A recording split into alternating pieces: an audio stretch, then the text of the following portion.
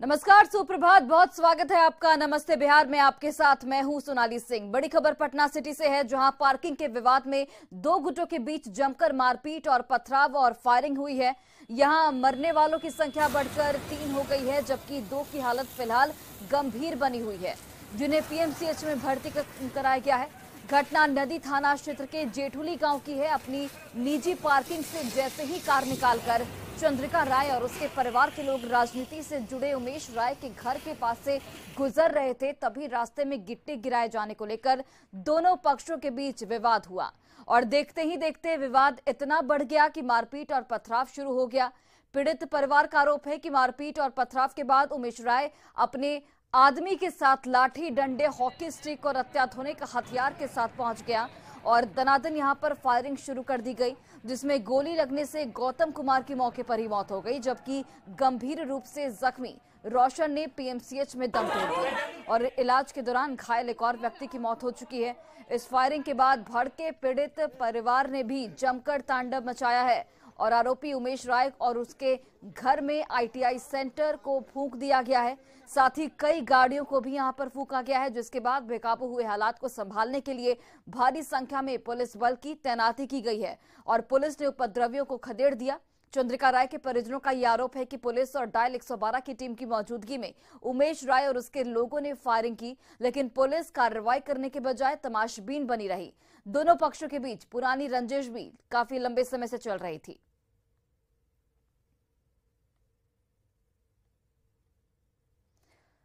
तो आप देखिए, हमारे पूरे गुतिया पर मतलब लाठी डंडा फायरिंग करने लगे।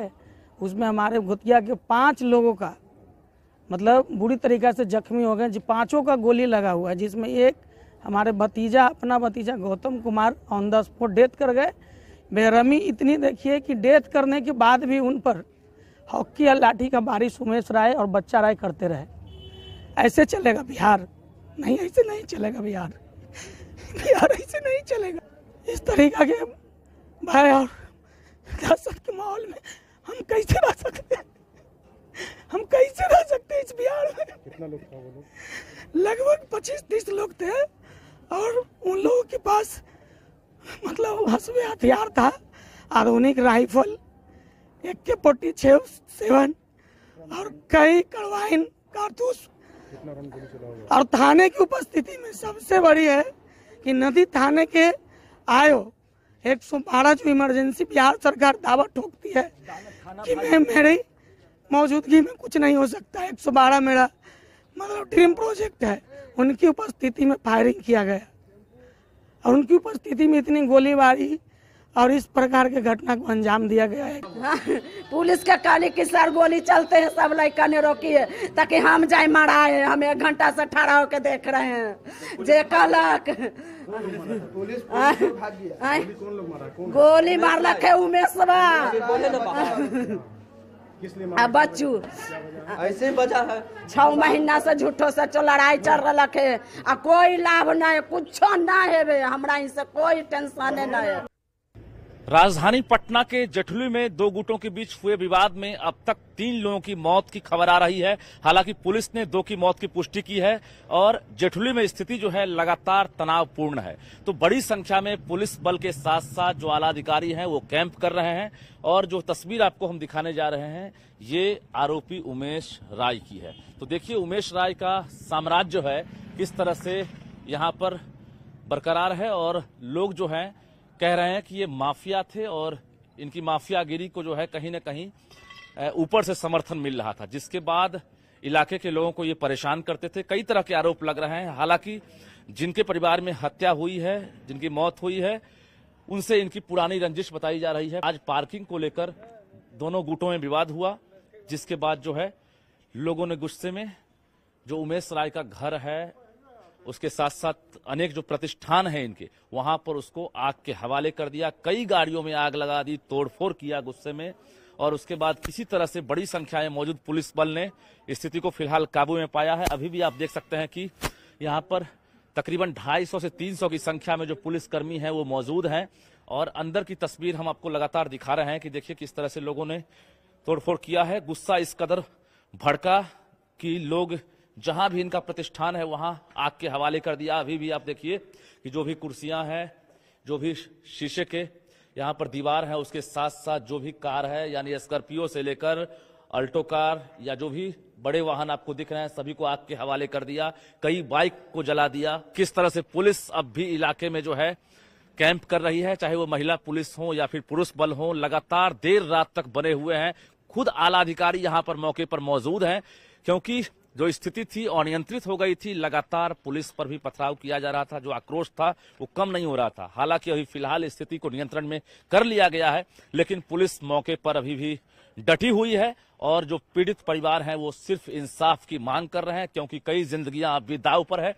गोली जो है कहा जा रहा है 50 राउंड फायरिंग की गई थी और फायरिंग के बाद पता चला कि अब तक 3 लोगों की मौत हो गई है, लेकिन मौत के बाद अब कार्रवाई की मांग पर परिजन लगातार डटे हुए हैं। हालांकि जो आरोपी परिवार हैं उनको यहां से किसी तरह पुलिस ने बाहर निकाल दिया है, ताकि जो परिजन है उनका गुस्सा जो है थम सके। और जिस तरह से आगजनी की गई है, आप समझ सकते हैं कि आक्रोश जो है लगातार लोगों का बढ़ता ही जा रहा था। पुलिस अगर मौके पर स्थिति नियंत्रण नहीं करती तो बड़ी घटना और हो सकती थी। कैमरामैन सुबोध के साथ रजनीश कुमार, न्यूज 18, जेठुली, पटना। और वहीं देखिए, पूर्व सांसद पप्पू यादव ने मामले में स्पीडी ट्रायल के साथ आरोपी के लिए फांसी की सजा की मांग की है। सुनिए।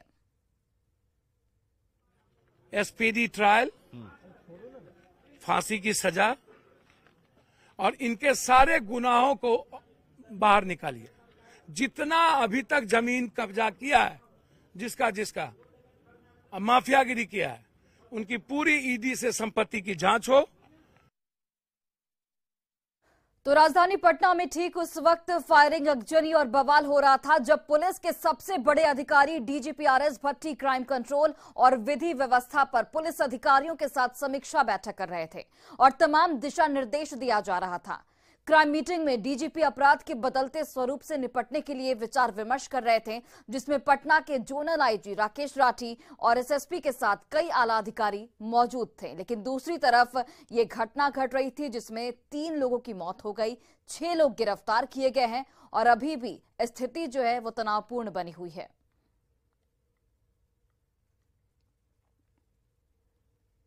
और बड़ी खबर आपको सुपौल से बता रहे हैं, जहां दुकानदार की गोली मारकर हत्या कर दी गई है। प्रेम प्रसंग में हत्या की आशंका जाहिर की जा रही है। पुलिस फिलहाल इस पूरे मामले की छानबीन में जुटी हुई है। शहर के वार्ड संख्या 14 की यह पूरी घटना, हालांकि अभी तक पुलिस की ओर से किसी को गिरफ्तार नहीं किया गया है। शहर के वार्ड 14 में दुकानदार की बाइक सवार अपराधियों ने गोली मारकर हत्या कर दी। मृतक व्यवसायी का नाम अजय विश्वास बताया जा रहा है। हत्या उस वक्त हुई जब अजय अपनी दुकान पर बैठकर खाना खा रहा था और उसी दौरान बाइक सवार अपराधियों ने उसे गोली मार दी। गोली की आवाज सुनकर घर से दौड़ी महिला ने उसे खून से लथपथ अवस्था में सड़क पर गिरा हुआ पाया। इसके बाद परिजन उसे अस्पताल ले गए, जहां डॉक्टरों ने उसे मृत घोषित कर दिया। स्थानीय लोग प्रेम प्रसंग में हत्या की आशंका जाहिर कर रहे हैं। कुर्सी पर बैठ के खाते रहेगा, बोलिए क्या खाना खा रहे थे? रोटी सब्जी छेबे कले थारी में छे, देख लियो। आ बस ओना से अले गाड़ी से, आ बस आवाज खाली सुनलिए तो हम कहलिए की आवाज भेले, आकाश की अजय की भेले आवाज, आबते छी हम बोलते छी। आ उ एके बार के करलकै ग, आ ततबे में देखे छी हम दुकान में नहीं छे, तब हम ओना ताकलिए न तो देखलिए तो घोलटल छी। देखे थे कितने लोग थे? तो बाद में आवे गेले सबटा। सुपौल शहर का मामला है। एक किराना दुकान है इनका छोटा सा, तो उनकी गोली लगी है उनको और अभी सदर हॉस्पिटल में है। मामला जो आसपास के लोग हैं उनका कहना है कि कुछ पहले जो है एक प्रेम प्रसंग का उनकी पत्नी से मामला है। हालांकि अभी परिवारजन इसके बारे में अभी पूरी तरीके से बात नहीं हो पाई है, तो अभी हम लोग देख रहे हैं मामला। जैसे कुछ पता चलता है तो हम लोग आगे कार्रवाई करते हैं। और वहीं पूर्णिया में चलती बस में भीषण आग लग गई। आग लगने के कारण बस धू धू कर जल गई। घटना सदर थाना के दमका चौक की बताई जा रही है। रात के करीब 1 बजे मुजफ्फरपुर से सिलीगुड़ी जा रही राज ट्रांसपोर्ट बस में शॉर्ट सर्किट की वजह से आग लग गई। आग लगते ही सभी यात्री, ड्राइवर और खलासी बस से उतर गए। सूचना मिलते ही दमकल की 2 गाड़ियां मौके पर पहुंची और आग को बुझाया गया। हालांकि सभी यात्री सुरक्षित हैं, जो कि राहत भरी खबर है। वहीं कुछ यात्रियों का सामान भी यहां पर जल गया है। तस्वीरें आपको दिखा रहे हैं। बस में सवार सभी यात्री इस वक्त सुरक्षित हैं। चलती बस में अचानक आग लग गई। हालांकि शॉर्ट सर्किट इस आग लगने के पीछे की वजह बताई जा रही है। तो आपको बताते चले कि ये बस जो है मुजफ्फरपुर से सिलीगुड़ी की ओर जा रही थी और बस में करीब 20 से 25 यात्री सवार थे। हालांकि जिस वक्त आग लगी सभी ने कूदकर वहां पर जान बचा ली, लेकिन आप तस्वीरें देखिए किस तरीके से भीषण आग लगी। यहाँ पर कोई बड़ा हादसा हो सकता था, लेकिन आग को बुझा लिया गया समय रहते। हालांकि अब कुछ लोगों के सामान जो है वो जरूर जल गए हैं।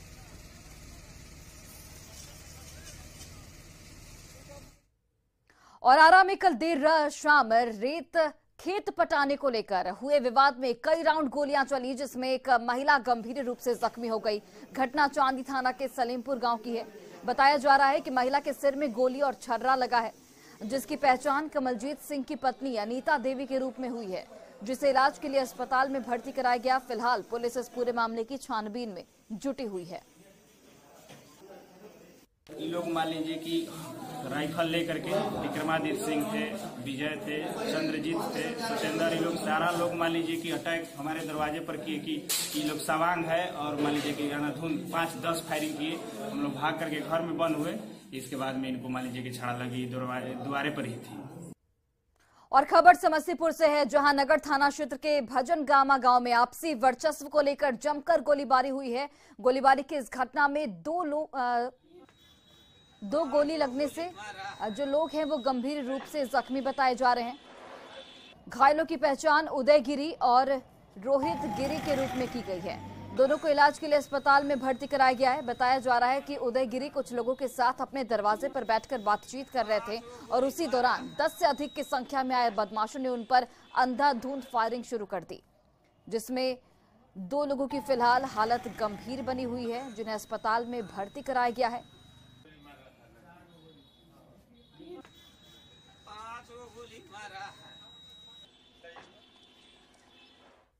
और इसी बीच बड़ी खबर मुजफ्फरपुर से सामने आ रही है, जहां पर पति पत्नी के विवाद में चाकूबाजी की घटना सामने आई है।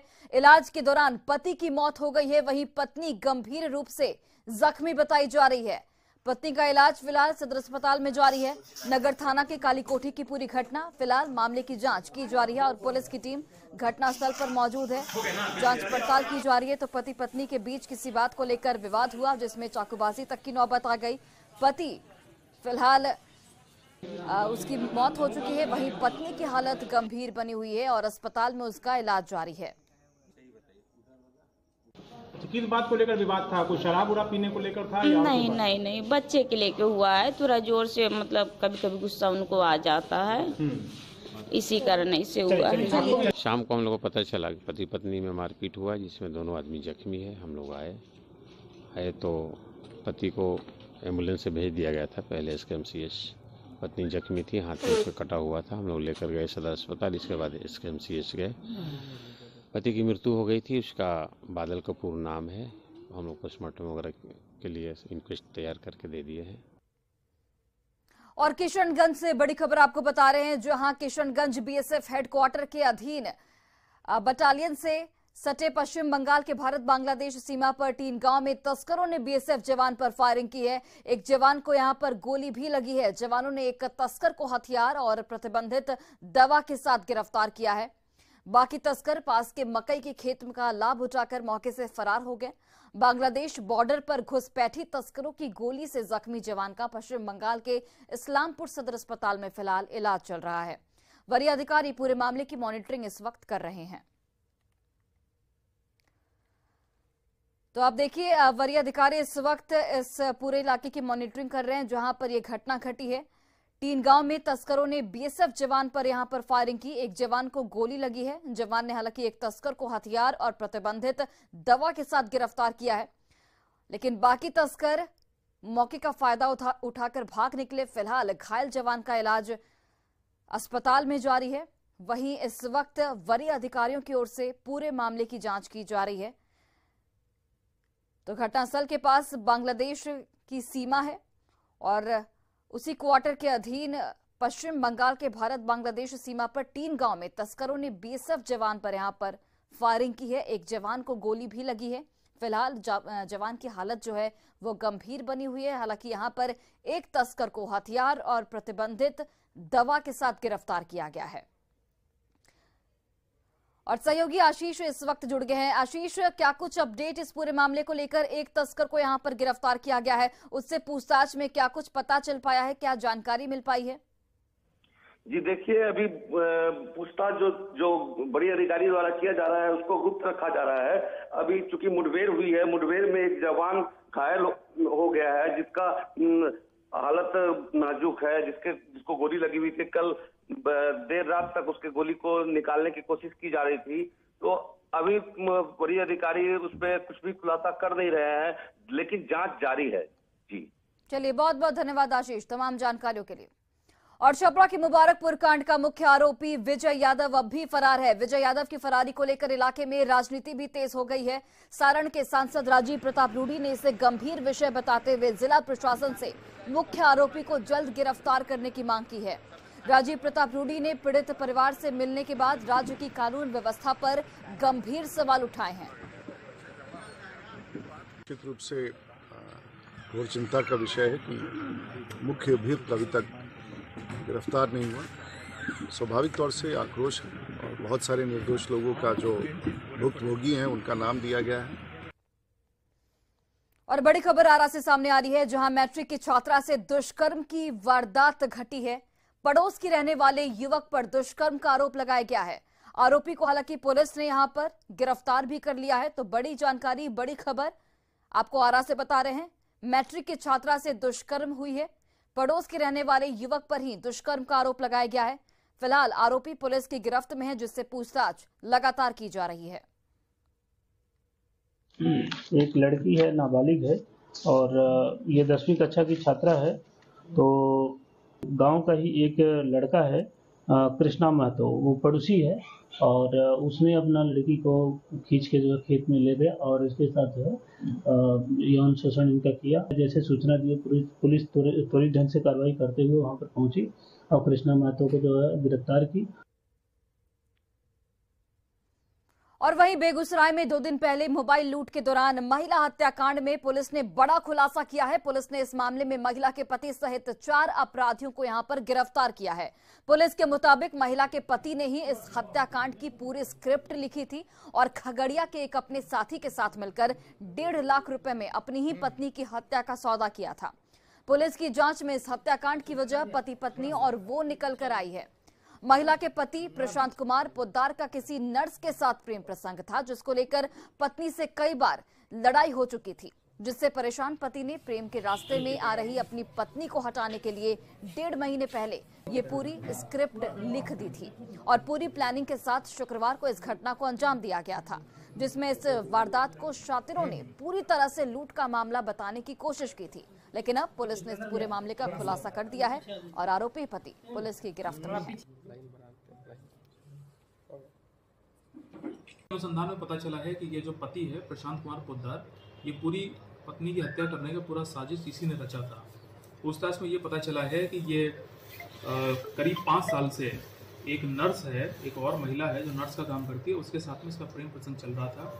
इस बात की खबर इसकी पत्नी को थी और इसकी पत्नी के बीच में और प्रेमिका के बीच में कई बार पूर्व में लड़ाई भी हो चुकी है। आज से करीब 1.5 महीना पहले इसने इसका एक साथी है सुनील कुमार पोद्दार, उसको 1.5 लाख रुपया दिया और उसको ये कहा कि भाई मुझे इस समस्या से बाहर निकाल। और खबर मुंगेर से है, जहां पुआल के टाल में आग लगने से इलाके में अफरा तफरी मच गई। घटना असरगंज थाना के सजुआ की है, जहां पशुओं के चारा के लिए पुआल का टाल लगाया गया था, जिसमें अचानक आग की लपटें उठने लगी और देखते ही देखते आग ने विकराल रूप ले लिया। लोगों ने हालांकि काफी मशक्कत के बाद आग पर काबू पा लिया, लेकिन तस्वीरें आप देखिए, पुआल के टाल में आग लगी। स्थानीय लोगों की मदद से आग पर काबू पा लिया, लेकिन थोड़ी देर के लिए वहां पर अफरा तफरी का माहौल बन गया और जो लोग हैं वो डरे सहमे हुए थे, लेकिन यहां पर भारी नुकसान भी बताया जा रहा है।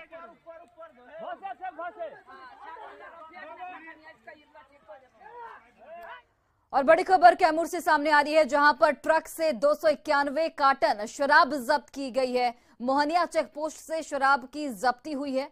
मौके से हालांकि शराब तस्कर भाग चुके हैं। होली में शराब को खपाने की साजिश बनाई गई थी, लेकिन यहां पर उत्पाद विभाग और पुलिस की कार्रवाई में भारी मात्रा में शराब को जब्त किया गया है। 291 कार्टन शराब जब्त की गई है। मोहनिया चेक पोस्ट से शराब जब्त की गई। मौके से हालांकि शराब तस्कर भागने में कामयाब रहे हैं।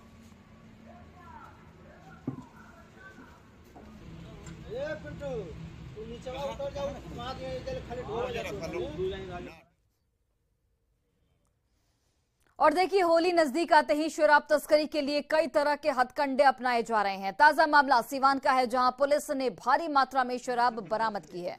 2 शराब तस्कर बिना नंबर प्लेट की लग्जरी कार में शराब लेकर जा रहे थे। तभी मैरवा पुलिस ने यूपी बिहार बॉर्डर पर धरनी छापर चेक पोस्ट के पास चेकिंग के दौरान दोनों तस्करों को दबोच लिया। दोनों तस्करों की पहचान मोहम्मद सलीम और संतोष कुशवाहा के रूप में की गई है।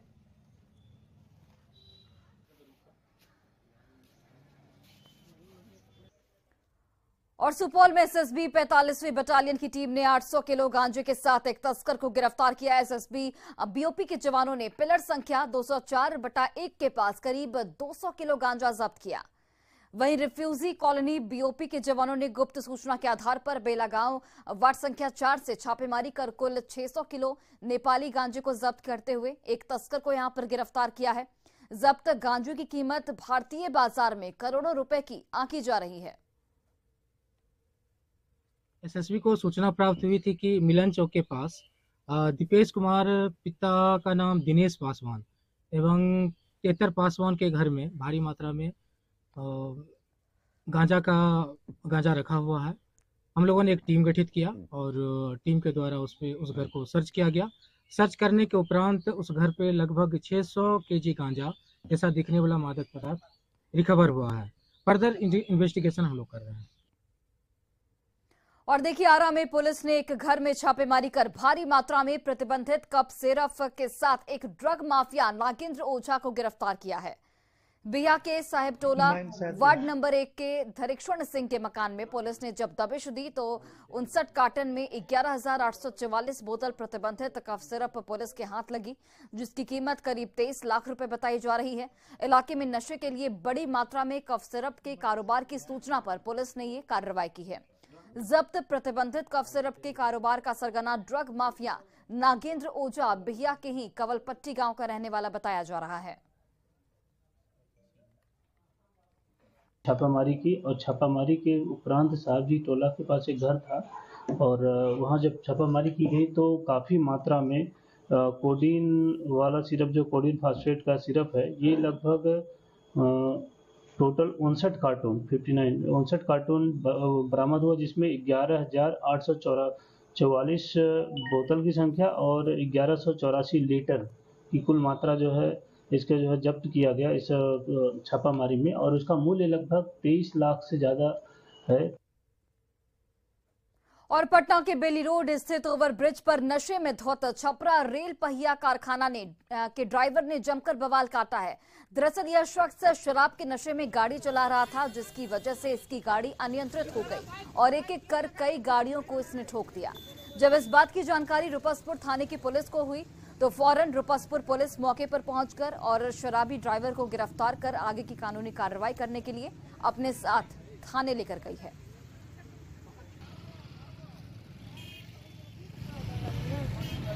दारू पिए हुए तो गाड़ी पचका दो, इतना तेज पीछे मरल।